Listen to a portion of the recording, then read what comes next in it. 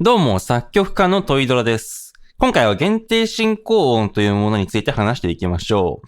限定進行音って、限定進行って言ってる通り、進む方向が決まってる。もう絶対こっちに進まなきゃダメだよっていう風にルールが定められている音のことを言います。で、基本的にはね、クラシック音楽の音楽理論の中で出てくる言葉なんですよね。ジャズの方では、テンデンシーノートっていう名前で、一応似たような概念は出てくるんですけども、ジャズの方だと、こっちに進まなきゃダメっていう風に規則が定められているというほどではない、ちょっと緩めな感じになっていて、クラシックの方では完全に規則として扱われてるんですよね。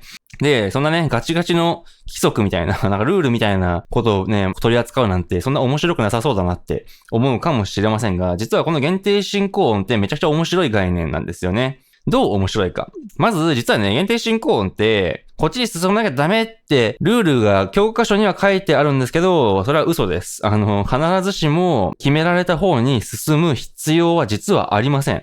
これまず一つ目のよくある誤解なんですよね。詳しくはこの後話していくんですけど、じゃあそんな別にルール決まってないんだったらもはや、限定進行音のアイデンティティ崩壊じゃんって思うかもしれません。だったらなんで限定進行音ってのは存在してるのと。別にルール破ってもいいんだったらどうでもいいじゃんと思うかもしれませんが、実は限定進行音っていうのは、メロディーを作るときにとても大事になってくる要の音なんですね。というわけで今回はね、限定進行音についてこの2つの部分、実は別に限定進行をしなくてもいいんだよっていう話と、限定進行音ってのはメロディーを作る上ですごく大事になってくるんだよっていう部分に注目しながら話していこうと思います。はい、というわけでね、改めて限定進行音とはどういうものなのかっていうのを説明しましょう。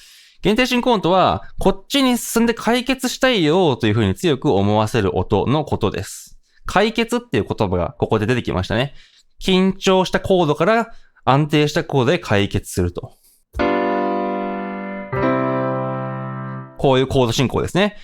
緊張して解決したいよー。気持ちいいねと。こういう話なんですけれども、コード進行の中で出てくるこの緊張感と、そして解決へっていう動き。これは実は限定進行音と強く結びついています。具体的に言うと、今ね、G ドミナントセブンスっていうコードを鳴らしています。これ緊張したコードなんですけども、なんで緊張してるかっていうと、実はこの中にはね、限定進行音が2個含まれてるんですね。これと、これ。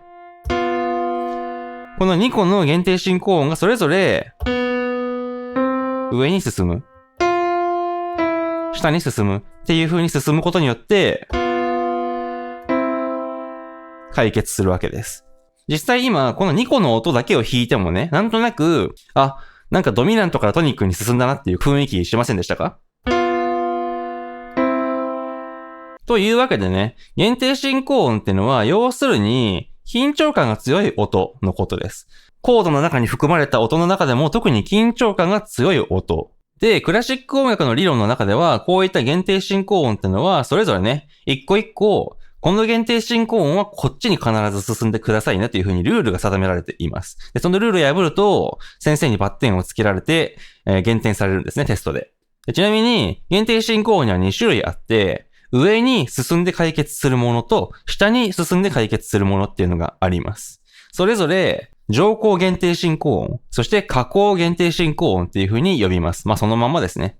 というわけで、実際具体的にね、限定進行音の例っていうのを見ていきましょう。実は限定進行音っていっぱいあるんですけど、まずは基本的なものから、ドミナント系の限定進行音ですね。見ればわかる通りですけども、5のコードから1のコードへ、5から1へ、5から1へ、っていう風に、5のコードから1へ進む。つまりドミナントからトニックへ進むっていう時に限定進行音ってのは特に頻繁に現れます。さっきも言ったんですけども、限定進行音っていうのは、つまり緊張感が強い音。ってことは当然ドミナントのコード、5のコードの中にたくさん出てくるっていうのは違和感がないかと思います。で、じゃあね、5のコードの中のどの部分の音っていうのが限定進行音なのかっていうのを、順番に説明していきましょう。まずはね、G7 から C メジャーへ、5度7から1へっていうコード進行の中に含まれる限定進行音。こういうコード進行ですけども、この時ね、5のセブンスの中に含まれる、まず第3音。この音っていうのは、一番重要な限定進行音になっています。こいつが半音上に上がるんですね。5のセブンスの第3音っていうのは、同音っていう風に名前が付けられています。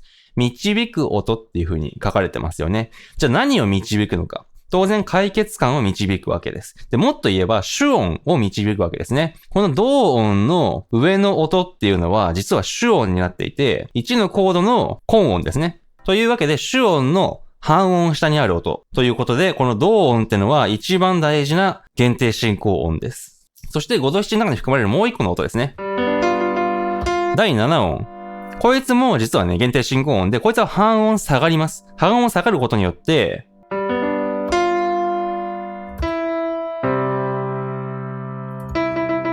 1のコードの第3音を鳴らすことになります。というわけで、限定進行音といえば代表的なものがこの2種類。5のドミナントセブンスに含まれる同音と第7音ですね。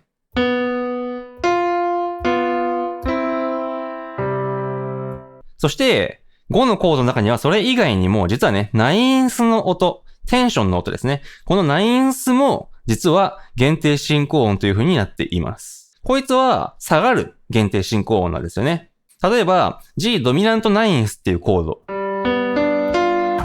こうですね。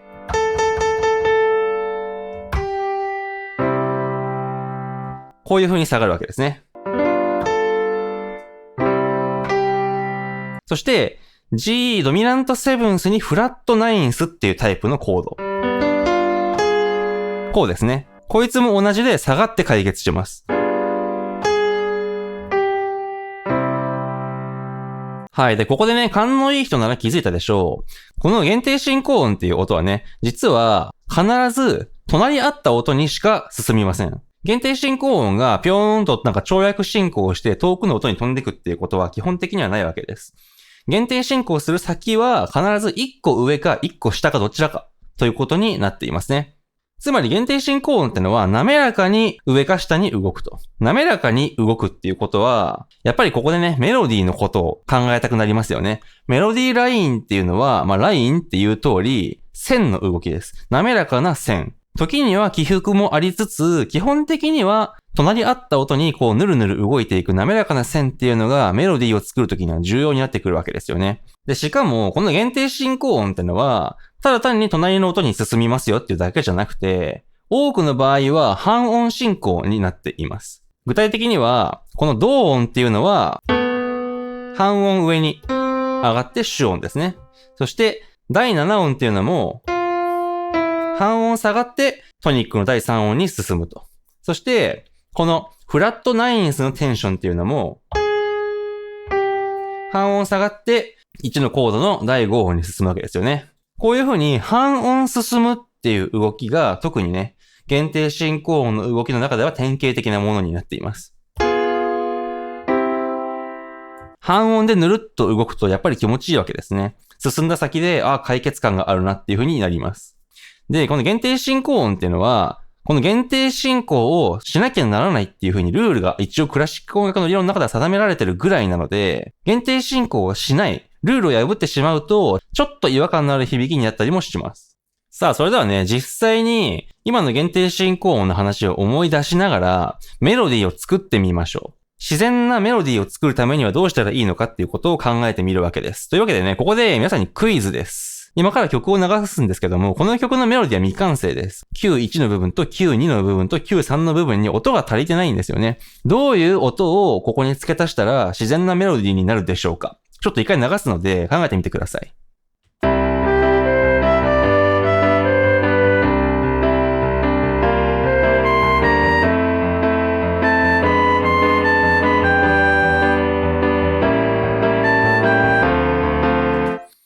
はい、こんな感じですね。この抜けてた3箇所の部分にはどういう風に音を入れたらいいでしょう。で、ちょっと考えてみるわけですけど、どういう音がいいかなと。で、まずはね、ここで鳴ってるコードに注目します。ここでは C メジャーのコード、1のコードが鳴ってるわけですけれども、ってことはね、ここに入る音ってのはドミソのうちのどれかなんだろうなっていう風に予想できますよね。じゃあ例えば適当にね、じゃあミにしようと。はい、ミの音置きましたと。で、聞いてみます。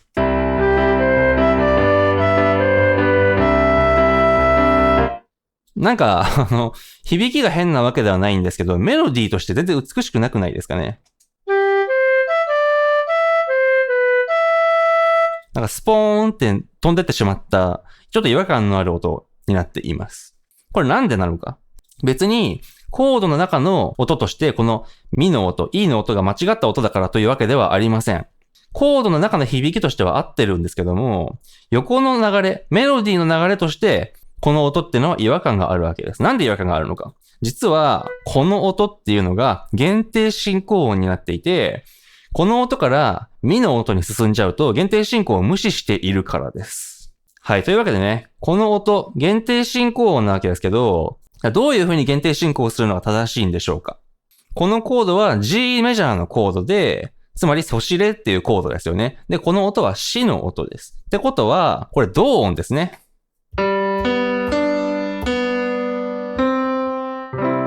半音上に上がるのが限定進行として自然なわけですから、実はこのね、次の音っていうのはドにしてあげるのが自然なんですよね。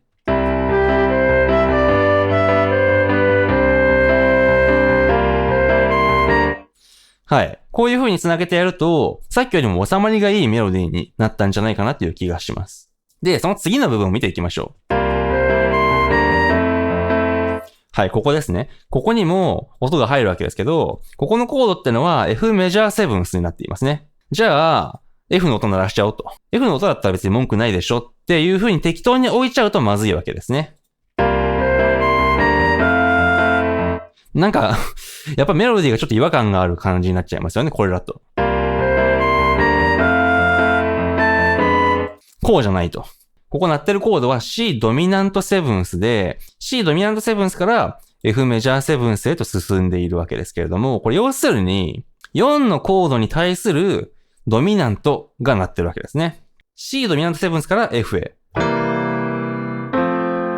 こういう風に進んでるわけです。ってことはこの時、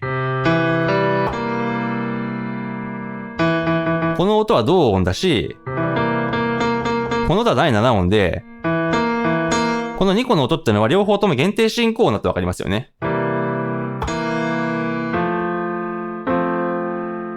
さあ、で実際ここにね、鳴っているこの音っていうのは、シのフラットの音、B フラットですね。ドミソシフラットというわけで、これ第7音なので、実はこいつも限定進行音です。半音下に下がる限定進行音ですね。だから、こうじゃないんだと。こうですね。半音下がらなきゃいけない。これが正解ですね。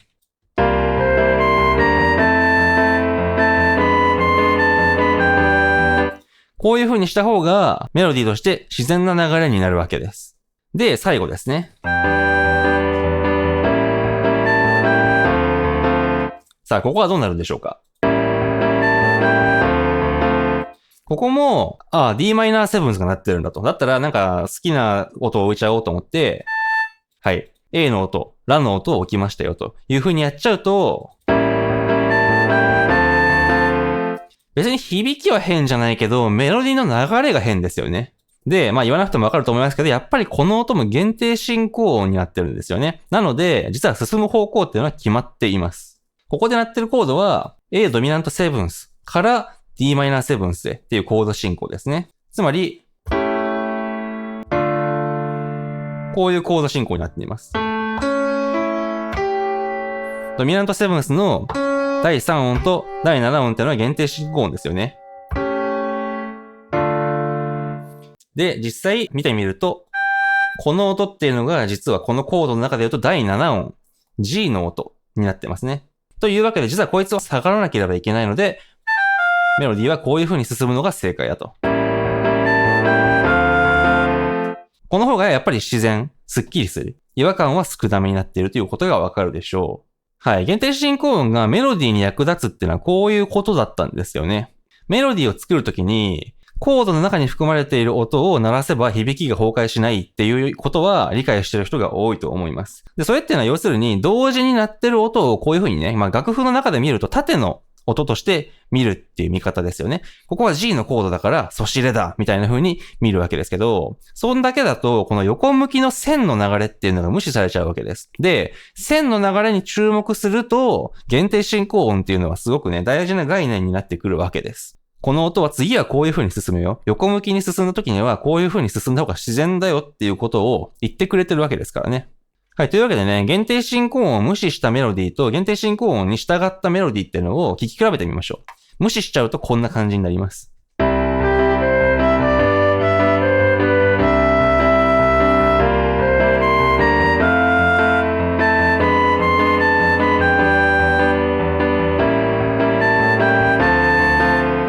ちゃんと限定進行を守るとこういうメロディーになります。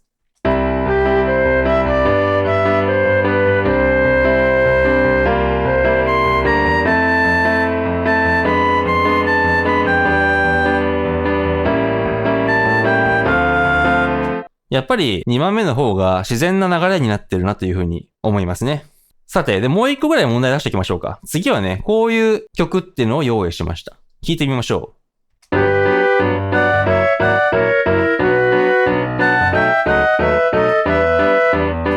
はい、こんだけですね。こんだけなんですけども、これね、今、ハモリがついてます。下のパートがハモリなんですけども、この下のハモリのメロディーっていうのはね、実はちょっと手直ししてあげると、もっといいハモリになります。どこをどういう風に手直しすると良くなるでしょうか。考えたい人はちょっと動画を止めていただくのをお勧めするんですけども、どこを変えたらいいのか。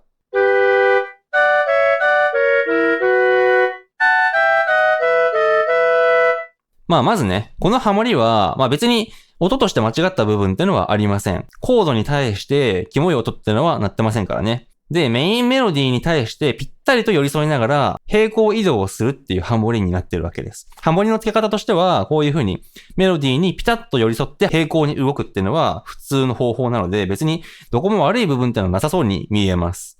だけどね、やっぱり限定進行っていう観点で見ると、ちょっと直した方がいい部分があります。まず、ここですね。F シャープドミナントセブンスのコードがなっています。この曲は b マイナースケールなので、これってのは要するに5のセブンスのコードですね。で、そういう風に考えると実は、この音って限定進行音なんですよね。F シャープドミナントセブンスの中の第7音ですね。ってことは実は、この音ってのは上に上がるんじゃなくて、下に下がってやった方が自然な流れになるんですよね。こうです。で、その後の部分の後半部分も同様ですね。ここの B ドミナントセブンス。こいつも E マイナーセブンスに向かって解決していくっていうコードになっているので、ここの音です。ここの音っていうのは、実は全く同じようにドミナントセブンスの中の第7音になっていて、下がって解決した方が自然です。は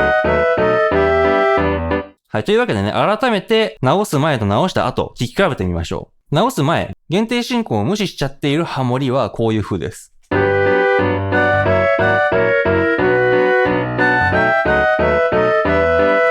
で、限定進行に従うように直すと、こういうハモリになります。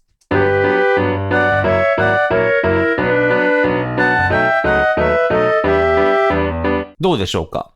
こっちの方がメロディーの流れとしては自然な流れになっているので、こういう風にハモった方が良いこともあります。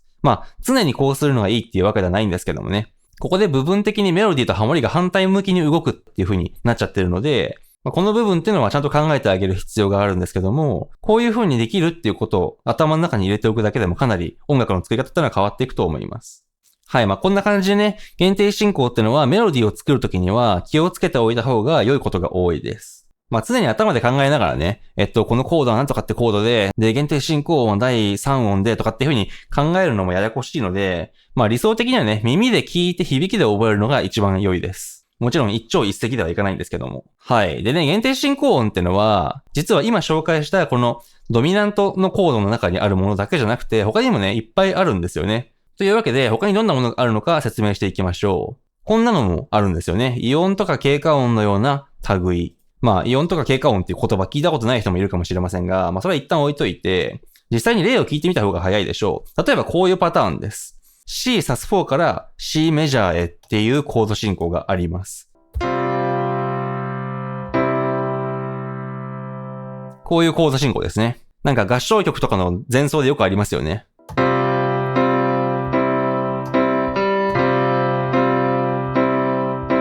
こんな感じのイントロとかよくあると思うんですけども、この時のコード進行。まあ、これ別にコード進行とは言いつつも、結局鳴ってるコードってのは1のコードのまんまなので、まあ、別に対してコード進行してないというふうに言うこともできるんですよね。どういうことかっていうと、ここのコードってのはずっと C メジャーのまま。なんだけど、この音が1個上にずれちゃったんですね。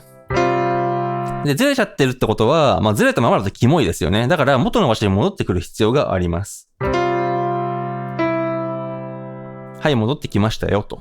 ちゃんちゃんという感じです。で、このように、ずれた音から始まっちゃって、で、その後元の場所に戻ってくる音のことをイオンっていう風に言います。一般的にはメロディーに対して使う言葉です。コードじゃなくて。まあ、ということは、要するにね、このコード、SAS4 なんていう名前がついてますけども、この上のところにメロディーがあるんですよね。ここで動いてるメロディーのせいで、コードが一瞬 C メジャーじゃなくて、まあ、SAS4 っていう謎のコードになっちゃいましたよっていうだけの話です。こういう場合、ここで鳴ってるイオンっていうのは、当然ね、元々は、ここにあったはずの音が一個上にずれてるっていう存在なわけですから、ここからね、なんか突然こんな風に飛んでったらちょっと気持ちが悪いわけです。いやいや、なんかそっちじゃないだろうと。お前はこっちだろうと。こっちに行ってくれよっていう風になるわけですよね。はい。で、こういうタイプの限定進行音っていうのは他にもあります。例えば、こういうパターンですね。F メジャー6から C メジャーへ。こういうコード進行ですね。で、この時実は、この F メジャー6についてる第6音っていうのは上に上がる限定進行音になっています。これクラシック音楽の教科書にはルールとして書いてあるんですよね。で、これどういう理屈でこの音っていうのが上に上がらなければならない限定進行音になっているのかっていうと、まあ実はね、この第6音っていうのは経過音の性質を持ってるっていうふうに考えられるわけです。つまりどういうことかっていうと、こういうコード進行をよく使うんですよね。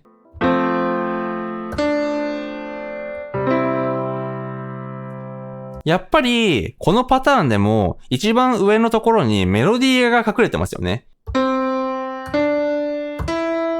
こういう風に上がっていく動きです。この動きっていうのが F メジャーから C メジャーっていうコード進行の中に混ざっちゃった結果、途中のところに F メジャー6っていうコードが出てくるわけです。これですね。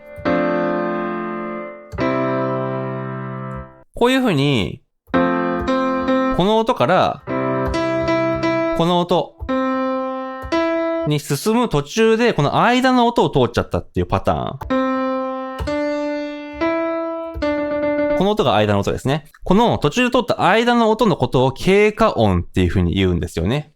こういう風にコード進行の中に経過音が挟まることによって限定進行音が生まれるパターンもあります。で、ちなみに、これっていうのは単調でも同じです。つまり、F-6 から C マイナーへっていうコード進行でも同じことが言えます。こういうコード進行でも、やっぱりね、第6音っていうのは限定進行音になってるわけです。で、さらに言うとね、クラシック音楽ではこういうコードっていうのも出てきます。まあこれクラシックでしか使わないちょっと変なコードではあるんですけども、4のコードの負荷四6っていうコードですね。こっちは負荷6でした。まあ第6音が付加されている。で、こっちは第4音も付加されちゃうんですね。どういうコードになるかっていうと、こういうコードになります。こうです。単調の場合だと、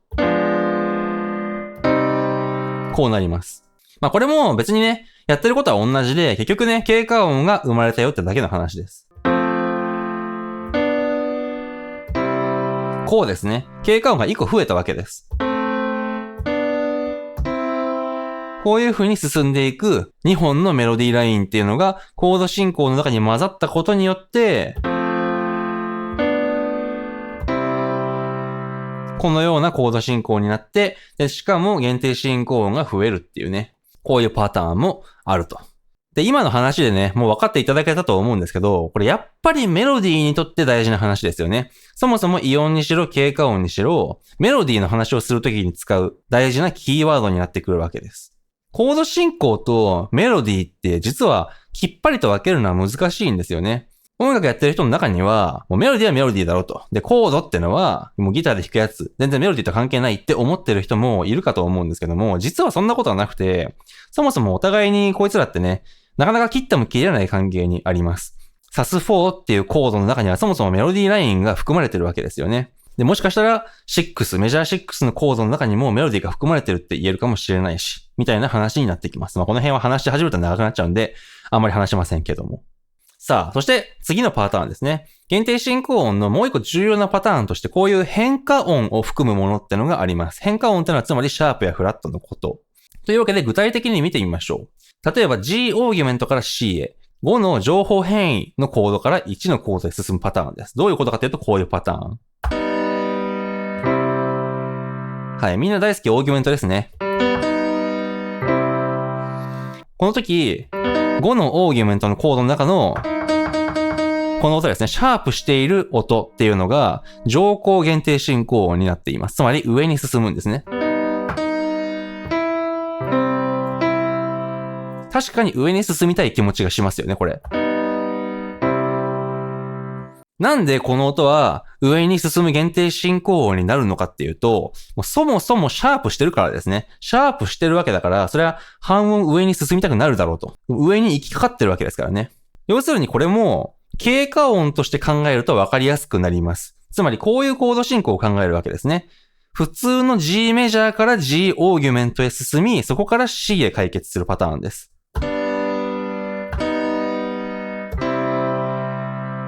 この時、こういうメロディーラインが一番上に隠れています。そうすると、このね、シャープしている音、このレのシャープの音っていうのは、半音で進む途中に真ん中に通った経過音という風に考えることができます。だから、仮にこの音がね、半音上に上がらずに、こんな風に進んじゃうと、なんか、そっち行くのっていう風にね、拍子抜けしちゃうわけです。さあ、で、これと似たようなものがもう一個ありますね。こっちは逆で半音下がってます。こういうコードです。G メジャーフラットフィフスというコード。ちょっと刺激的なコードですけども、こういうコードもあります。この時、この半音下がっている音。こいつってのは当然下に向かって下がっていく音になるんですね。これもやっぱり G メジャーから G メジャーフラットフィフス、そして C っていう風に頭に G メジャー、普通の G メジャーのコードを置いてあげると分かりやすいです。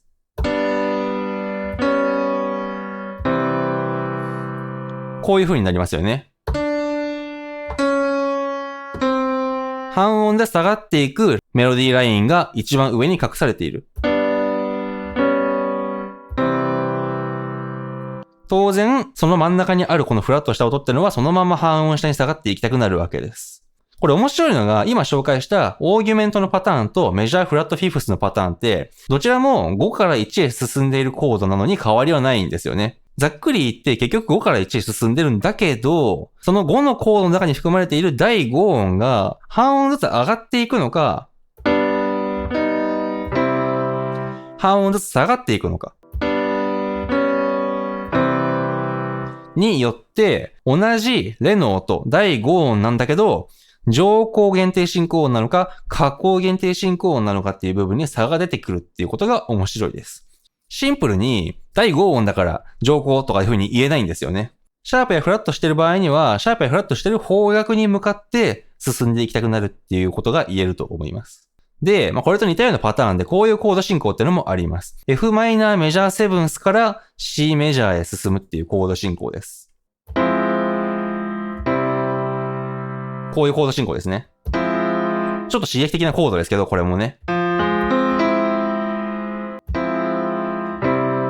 こういう風に進むときに、ここの音です。F マイナーのコードの、このラのフラットの音ですね。このフラットしてる音ってのは、下に下がる限定進行音という風に考えることができます。なんでか。やっぱりこれも、前に1個コードを補ってあげると分かりやすいわけです。このコード、F マイナーメジャーセブンスのコードって、基本的にね、直前に F メジャーセブンスのコードが置かれることがとても多いです。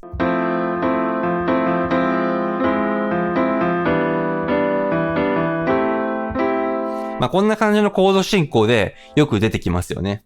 要するに、本当は F メジャーセブンスなんですよね、このコード。で、そのうちの、この音が半音下がっていくんですね。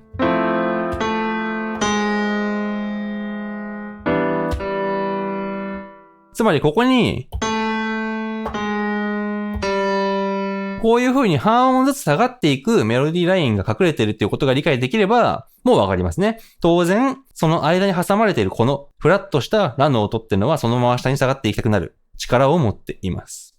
はい、そして次にね、こういうコード進行を見ていきましょう。これもまあよく見るコード進行ですけども、F シャープマイナーセブンスフラット5から F メジャーセブンスへと。この、シャープ4マイナーセブンスフラット5から4のメジャーセブンスへっていうコード進行。これもまあポップスでよく出てきますよね。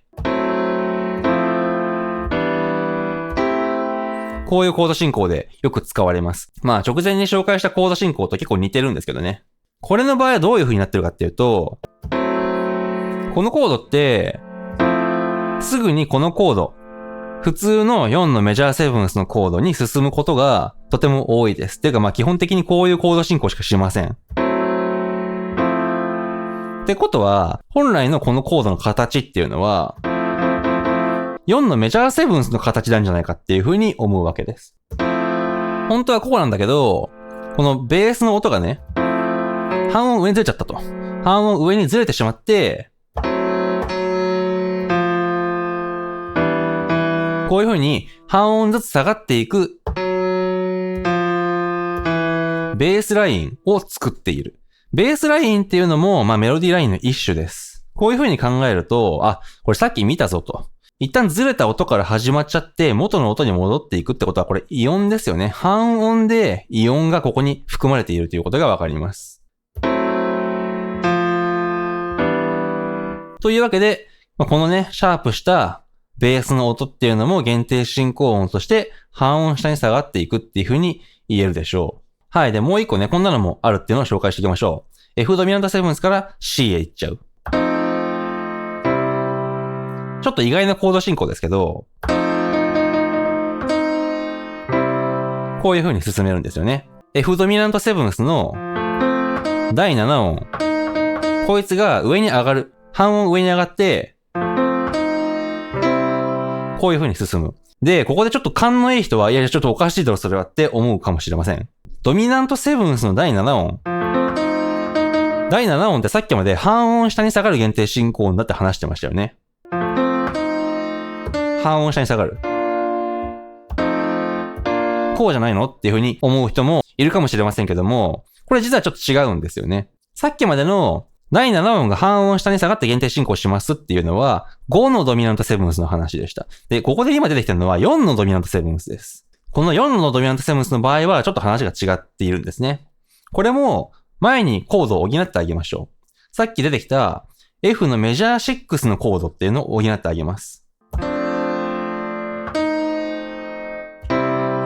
はい、こういう風に考えることができるんですね。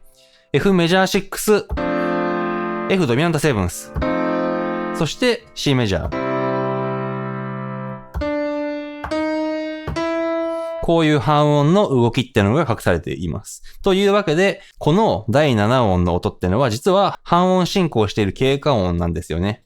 こんな感じで半音の経過音を使うとね、いろんな遊びができますね。はい。で、最後にこの変化音のタイプの限定進行音、もう一パターンだけ紹介しておきましょう。これ単調の中での話です。C マイナーキーの中での話。こういうコード進行ってのがあります。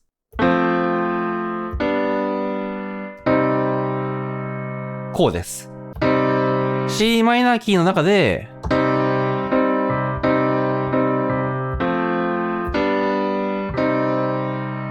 こういうコード進行ですね。4のメジャー、5のドミナントセブンスとそして1のマイナーへ進むと。この時のこの4のメジャーのコード、プラス4って書いてあるコードのことをドリア4っていう風にクラシック音楽では呼びます。単調の中での本来の4のコードってのは4のマイナーです。こういう風に進むのが本来の単調的なコード進行なんですけども、そうじゃなくて単調なんだけど、あえて4のメジャーを使うっていうパターンがあるんですね。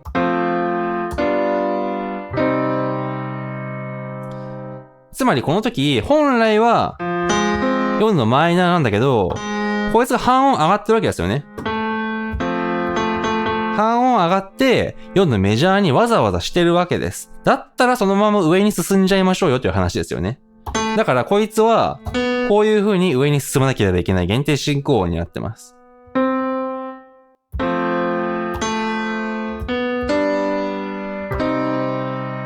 つまりこういうメロディーラインがこの瞬間には現れることになります。はい。というわけで、限定進行音にはね、こんなたくさんの種類があるわけです。ここまで説明したので、基本的に限定進行音っていうのは全部網羅してると思います。とりわけ一番大事なのはやっぱりドミナント5のコードに含まれる限定進行音なんですけどね。はい。で、ちょっと話が長くなってしまいましたけども、こっから大事な話をしていきましょう。散々限定進行音、こういう風に限定進行しましょうねっていう話を今までしてきました。だけど、実際に音楽を作るときには別に必ずしもこいつら守る必要はありません。それどころか破った方がいいタイミングというのもあります。ここからそういう話をしていきましょう。はい。ではまずね、クラシック音楽の教科書に書いてある内容から話していきましょう。実は教科書の中にでさえ、限定進行音は必ず限定進行しろとは書いてありません。なんて書いてあるかっていうと、限定進行音っていうのは3種類の進行のうちどれかをすればいいっていうことになっています。まず一つ目は当然限定進行をするパターンですね。はい。この限定進行音は下がる。この限定進行音は上がるっていう風に動いています。これは当然 OK。そして次のパターンっていうのが、限定進行音が動かずに同じ音のまま留まるっていうパターンです。この時、こいつね、同音です。この同音が、同じ音のままですね。C から C へ。音は動いてません。で、結果的に C メジャーセブンスになってるわけですね。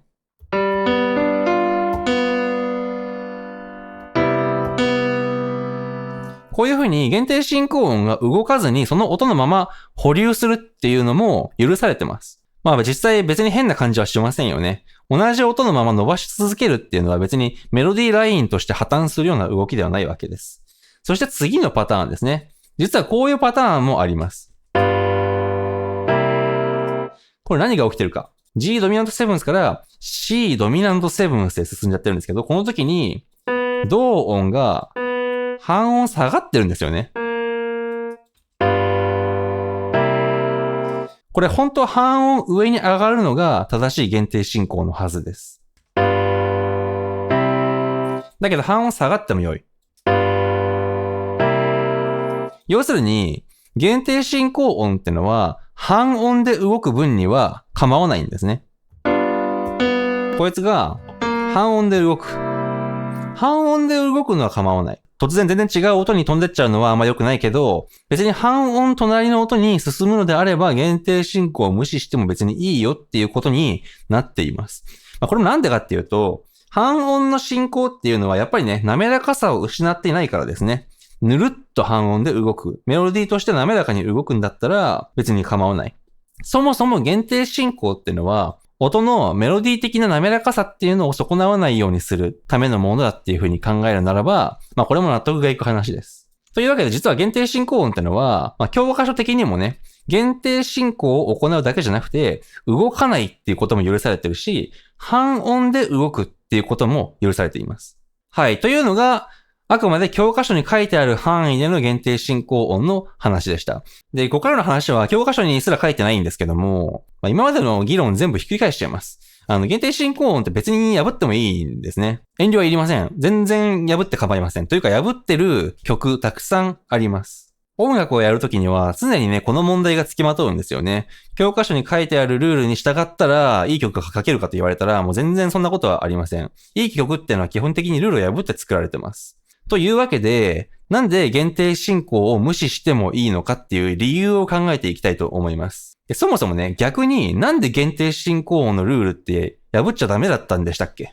それは、メロディーがこっちに進んで解決したいよっていう風に強く思わせている。緊張感が強い音だからですよね。緊張感が強いので、決められた方向に進まないと緊張感がより強くなってしまうわけですよ。自然な動きにならない、馴染まない、滑らかにならない。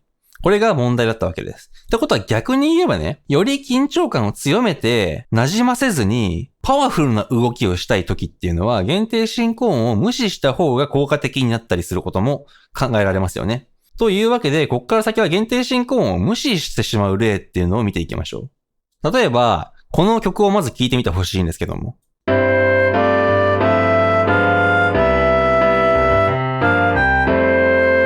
こんな感じのワンフレーズがあったとしましょう。この時このメロディーがね、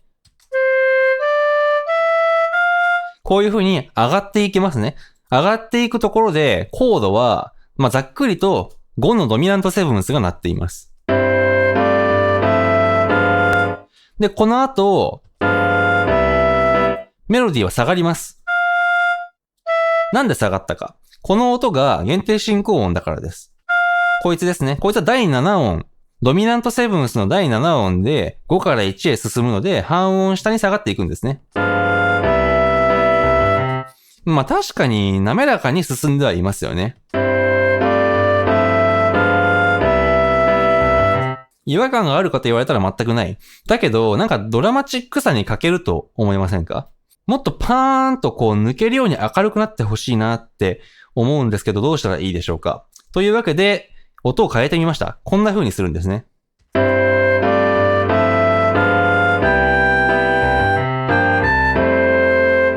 はい。限定進行音を無視して上に上がってみました。こっちの方がいいですよね。ドラマチックでより雰囲気が出てると思います。なんでこっちの方が雰囲気が出るかっていうと、限定進行音であるこの音ね、本当は半音下に下がった方が解決感が出るにもかかわらず、それでも上に上がることを優先してるから、もう突き抜けて天まで行っちゃったぜっていう雰囲気がより強調されるっていうことです。ここまで考えてメロディーを作れたらね、すごい上級者って感じしますよね。いいメロディーってのはこういう風にして生まれています。さあ、で次のパターンもちょっと見ていきましょうか。今度はこんな感じの曲があります。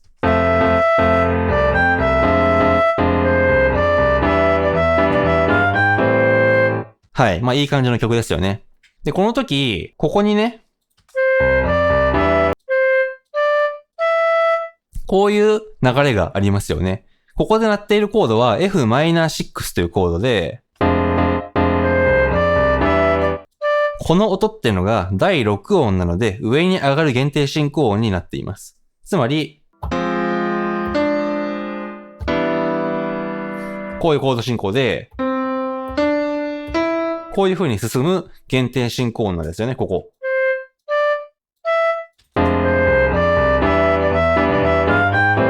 で、実際確かに滑らかで不自然ではないメロディーになってます。ただ、やっぱりこれもなんかドラマチックさに欠けるんですよね。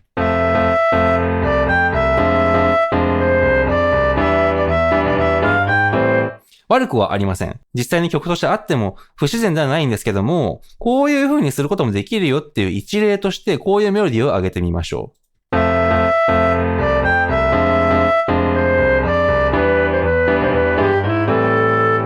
下がっちゃうんですね、ここで。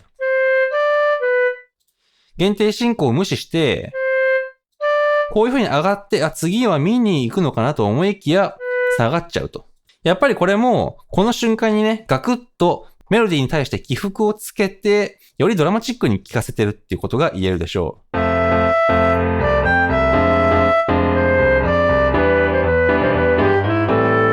さあ、そして次ですね。こんな例も考えられます。ちょっとこれも聞いてみましょうか。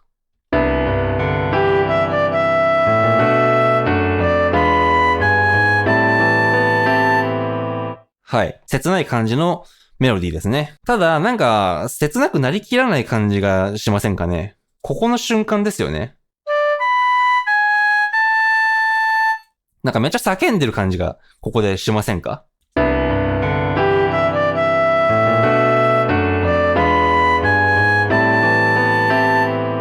悲しいぜって叫べて満足しましたみたいな、そういう雰囲気がちょっと出てる感じがします。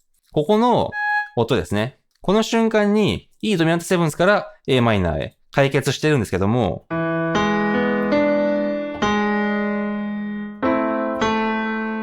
この同音が解決してるんですよね。同音っていうのは強い限定進行音です。で、この緊張感が強い同音が解決したぜ、気持ちいいっていう風になってしまうと、なんか悲しい雰囲気を出す上では、いらない解放感が出ちゃってますよね。いや、ここ、むしろ緊張感と、解けてほしくないんだけどっていう気持ちよくならないでほしい。というわけで、ここはこういう風に直した方がよりドラマチックな悲しみが出ます。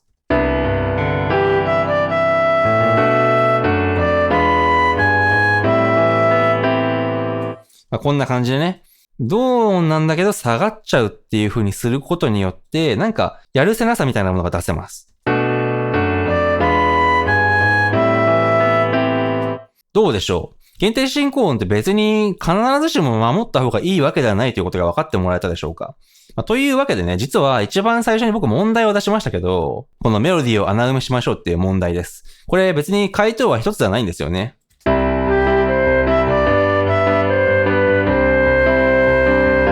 ここ、別に限定進行音を必ずしも限定進行させなくても、例えばこういう風に下げちゃったりしてね。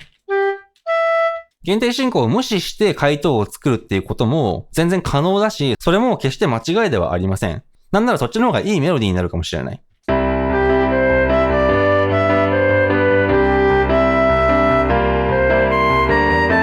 こんな感じで進んでいってもいいですよね。というわけでね、あくまでメロディーの正解っていうのは一つではないんだよということは強調しておきたいと思います。はい、というわけでね、今回の話はこの辺までにさせていただきましょうかね。限定進行音ってのは、和音の中に、コードの中に含まれている音ではありながらも、メロディーを考えるときに重要になってくる要素なんですね。コードとメロディーっていう二つのものをつなげる架け橋になるかもしれません。意識してみると、音楽がもうちょっと面白くなると思います。というわけで、今回の話も面白いと思っていただけましたら、チャンネル登録、高評価ぜひともよろしくお願いします。コメントで質問などされる方はね、ぜひとも投げ銭をいただけるかメンバーシップに入っていただけると嬉しいです。では、ありがとうございました。